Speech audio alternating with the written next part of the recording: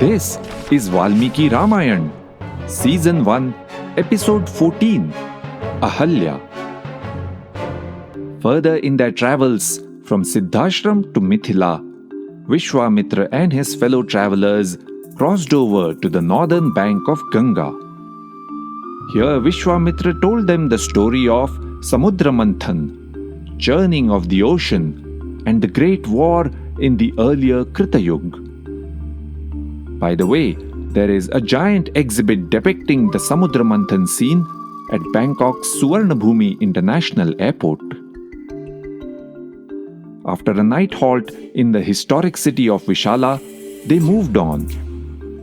And just short of Mithila, they came upon an ashram that looked surprisingly empty. Vishwamitra then told them the story of Ahalya.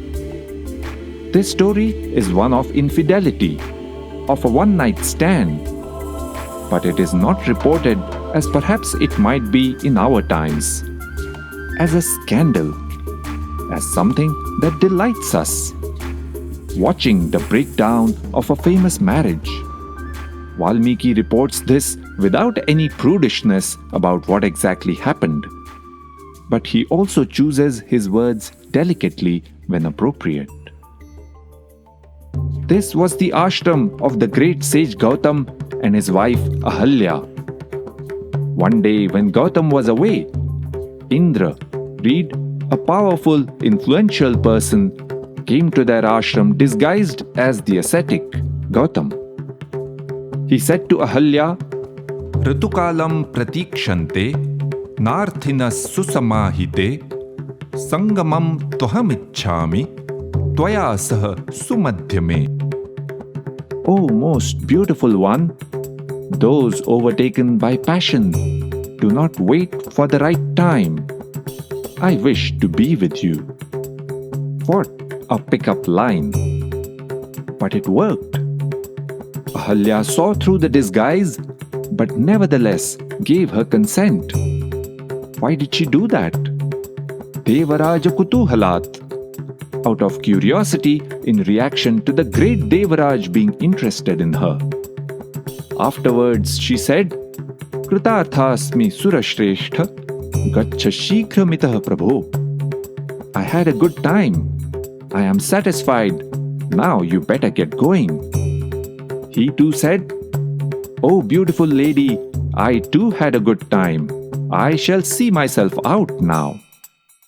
Indra was making a hasty exit, but just then Gautam Muni came back and realized right away what had happened. Gautam Muni was livid, and his punishment for Indra was instantaneous. But that's another side story. As for Ahalya, the way forward did not entail punishment, but penance. He cursed her that she should do penance in isolation in the ashram till she became free of uncontrolled desires. Lobha moha vivarjita.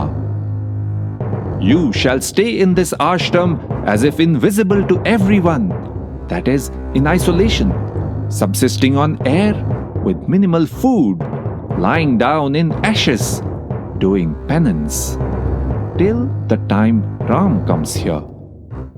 And with that, Gautam went off to the Himalayas to continue his tapasya. Now, having told them this background, Vishwamitra and the others stepped into Ahalya's ashram. It is interesting to note the balance in the adjectives used by Vishwamitra for Ahalya. She is Dushtacharini as well as Devarupini, a great lady who behaved incorrectly. When they step inside the ashram, in what condition do they find Ahalya? Tapasa Dyotit Prabham, shining brilliantly because of her tapasya. Ram and Lakshman respectfully touched her feet.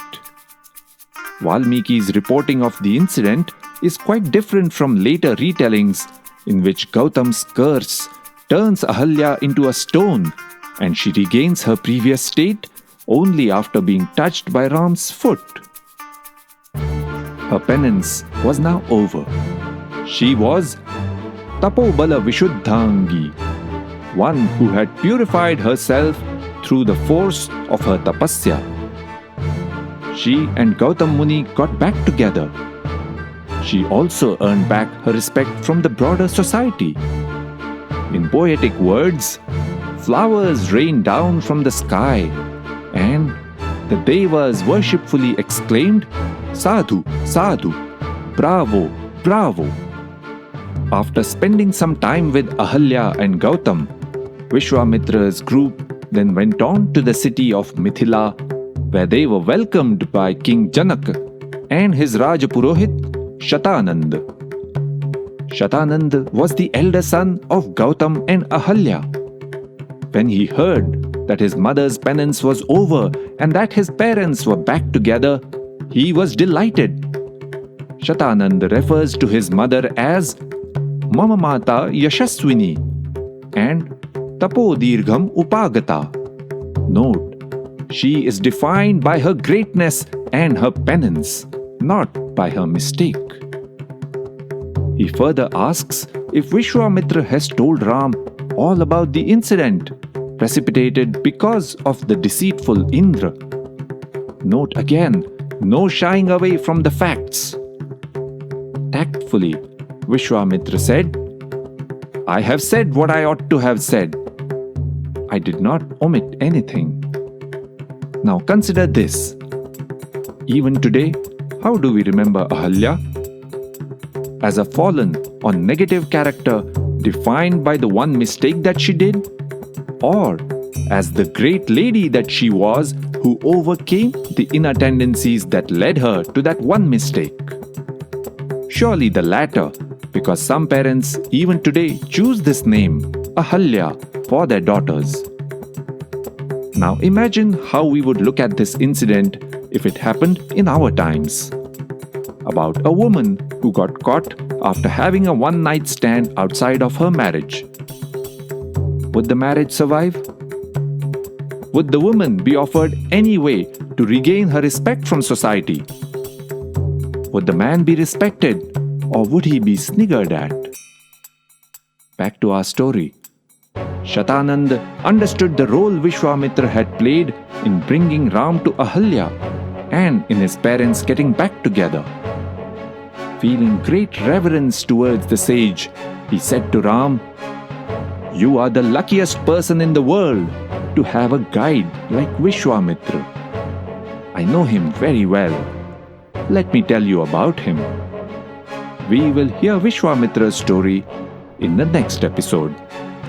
Iti, her, asa. That is how it happened.